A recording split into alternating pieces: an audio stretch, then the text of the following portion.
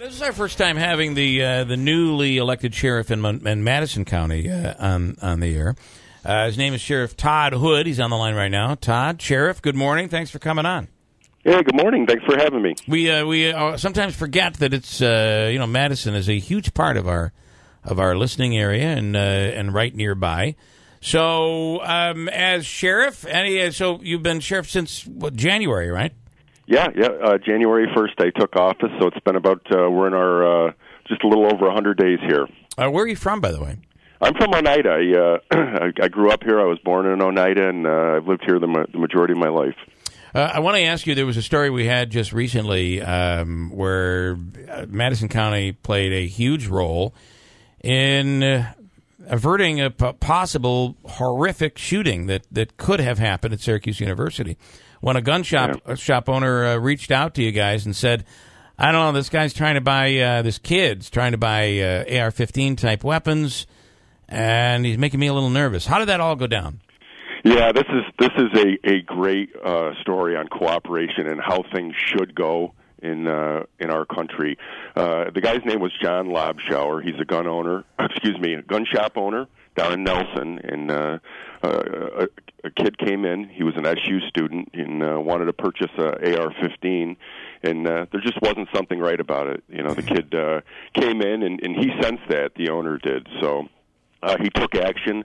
He ended up grabbing information on the guy and the plate number, and he said something. He called the authorities. He called one of our deputies, Deputy Chapman, who is very familiar with the area. He knows all the gun owners. Yeah. And he stopped in. This is a story about police in the community working together with the business people and stopping a very credible attack.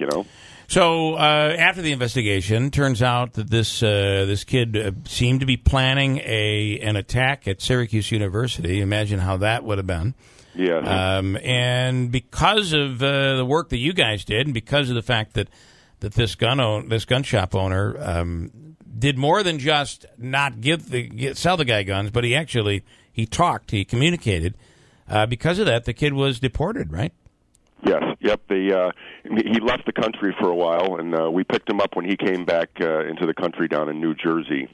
The federal authorities did. But, like I said, it's just a great story about cooperation. So I'm very pleased with the outcome. And, we handed this over to the federal authorities in Syracuse, and they were some of the people that my undersheriff and I worked with when we were with Syracuse PD. Okay. So we had that relationship also, who were involved in the FBI task force out there. So really interesting. One of the big things, I think, one of the challenges, and I see it in the press releases, is the meth and other drug problems in Madison County. But you guys are doing a great job to really get a lot of busts, a lot of warrants, and a lot of people putting away. How do you see that problem progressing, or I guess digressing? Well, we're definitely on top of it. We have a great narcotics division. They're out there every day, and they're working hard to try to stop this and the production of the synthetic drugs and the crystal methamphetamine that they're producing. The effects of it are horrible. You see the people in the photographs of them. They're picking their skin. They don't look right when we have them in our correctional facility here. They'll go on for 4 or 5 days on rants just till the drugs get out of their system, and then they flare. They can flare up even after that. So it's a top priority in getting this under control.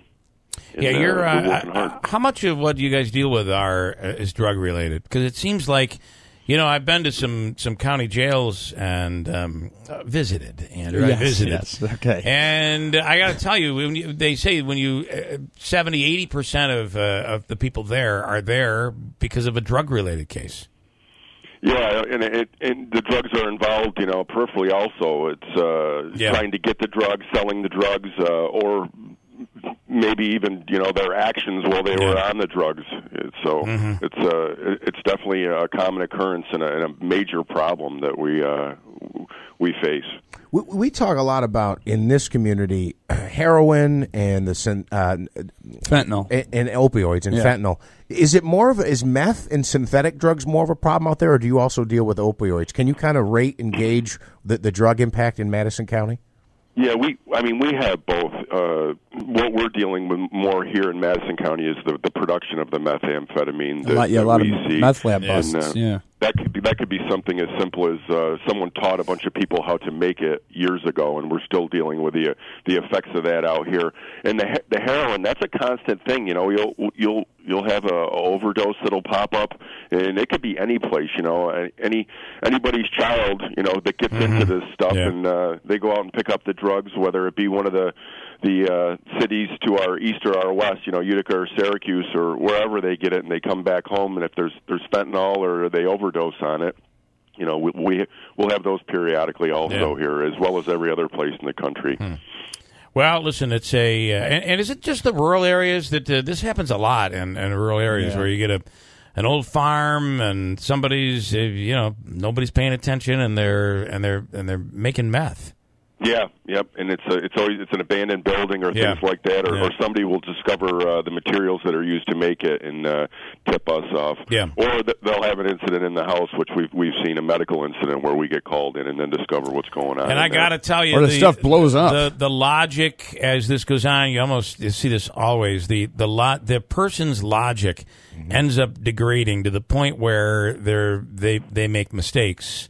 You know, in the beginning, they're able to prevent themselves from being noticed, but as they, and every mugshot looks the same. Is it typical for somebody who's making the meth to use the meth? Remember the Breaking Bad? He didn't use it, right? Right. Yeah. But that doesn't seem typical anymore, does it? Yeah, a lot of the people that we're dealing with are actually using it, and like I said, the behavior that comes along with that, it causes them to screw up and gives us a chance to get in there with their bad behavior, and then we'll get involved, and then we'll discover what's going on. So, you know, it's like anything, like alcohol or anything you get into. After a while, it takes you over, and it defines who you are, you know, till you can get off and get yourself cleaned up. Talking to Sheriff Todd Hood. He's the new Madison County Sheriff. Quickly, before we let you go, school safety is an issue. We're dealing with it here in Oneida and Herkimer County. How are you guys dealing with this in Madison? Yeah, Madison County, my ideal goal, you know, the perfect template that I would like to have is a cop in every school, and I hope to accomplish that. Whether we can do that or not, I don't know. We had... in my initial 2 months in office, we had numerous flare-ups with threats of school violence in the schools. Yeah. And, you know, when we came in, we addressed them. You know, if people needed to get arrested for them, we did. And we got people into the system, and it seems to have subsided now for a while. So it seems across the board, most schools, it's slowed down a little bit with the threats here, where people are starting to get the message that if you say something like that, it's going to be taken very seriously. The president, we all know, said he was all for arming teachers. Most people in law enforcement we've talked to are not for this. Where do you fall in? I fall into a kind of in the middle. I do not ever want to put a gun in somebody's hands who does not want one.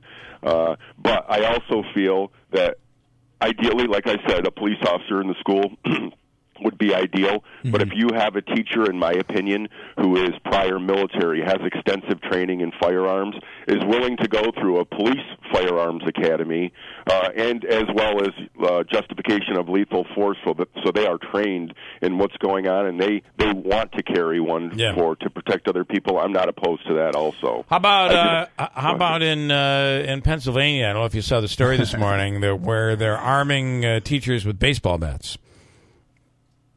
Yeah, well, you know, like I said, anything can become a weapon. That's a little. And by the way, they're not like full size, because I was wondering. I was like, they'd only cost $2,500. They're like the little souvenir bats you get at Bat Day at Yankee Stadium. I think it's more symbolic than it is anything else. But it could be like the old. Maybe they're thinking like the old police baton. You know, something is better than nothing. I don't know what their rationale is or their justification. But all right, well, Sheriff, we appreciate it. Sheriff Todd Hood in Madison County. Let's make sure we keep the line of communication open, and we appreciate you coming on the air. Thanks so much. Yeah, anytime. Thanks for having me, you guys. Have a good day. Thanks, you too. Sir.